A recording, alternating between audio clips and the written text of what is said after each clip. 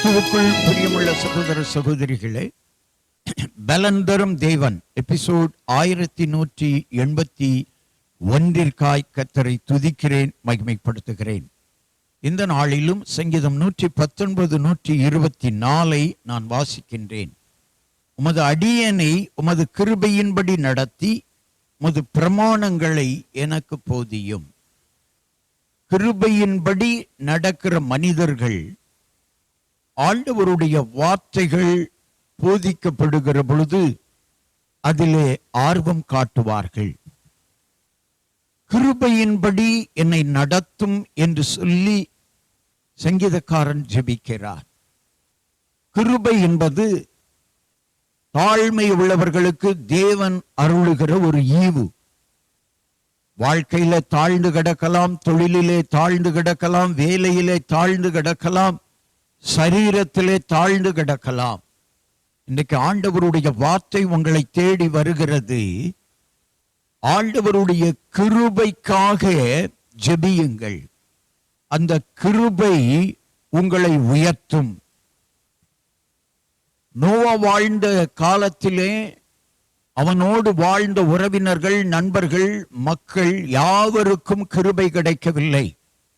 ஆனால் நோவாவுக்கு மாத்திரம் கர்த்தருடைய கண்களிலே கிருபை கிடைத்தது. அந்த கிருபையை பெற்றுக்கொள்ள வேண்டும்.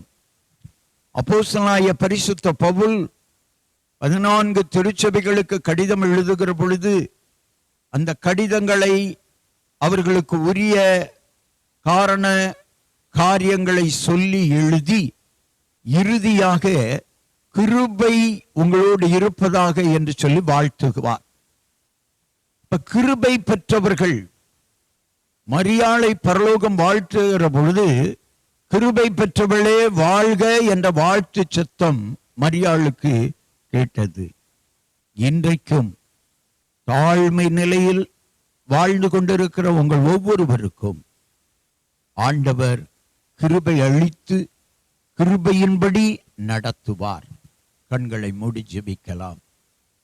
எங்களை நேசிக்கிற நல்ல தகப்பனே, நோவாவுக்கு கொடுத்த அதே கிருபை இன்றைக்கும் தாழ்நிலையிலே இருக்கிற, ஆதரவற்ற சூழ்நிலையில வாழ்ந்து கொண்டிருக்கிற, கடனோடு, கண்ணீரோடு, வேதனையோடு, வியாதியோடு, பொருளாதார பிரச்சனைகளோடு, தோல்வியோடு, திக்கற்ற சூழ்நிலையில வாழ்ந்து கொண்டிருக்கிற ஒவ்வொருவருக்கும் ஆண்டவர் கிருபை தருவீராக, கிருபை தருவீராக.